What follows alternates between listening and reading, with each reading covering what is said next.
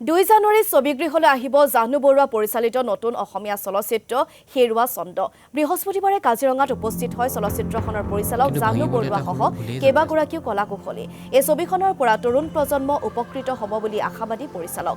প্ৰচলিত সমাজ ব্যৱস্থাৰ ওপৰত আলোকপাত কৰি নিৰ্মাণ কৰা হৈছে ছবিখন।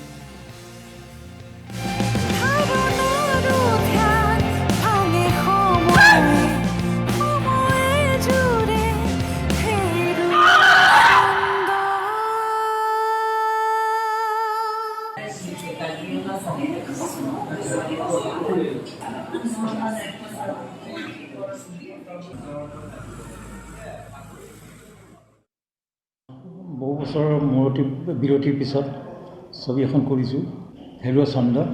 আৰু সেই হেৰুৱা ছন্দখন এনেই চাবলৈ গ'লে বাকী যিবিলাক মানে ছবি কৰি আহিছোঁ সেই একে ধৰণৰ উদ্দেশ্য লৈ মই হৈছোঁ এজন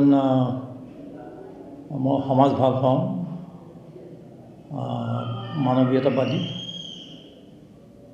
আৰু সেই অনুসাৰে যেতিয়াই নেকি আমাৰ সমাজত স্খলন দেখোঁ, সমাজখন তললৈ যোৱা দেখোঁ, তেতিয়া মোক প্ৰতিক্ৰিয়া কিছুমান হয়। সেই প্ৰতিক্ৰিয়াৰ অনুভৱতে মই এই ছবিখনৰ কাহিনীটো তৈয়াৰ কৰিছোঁ।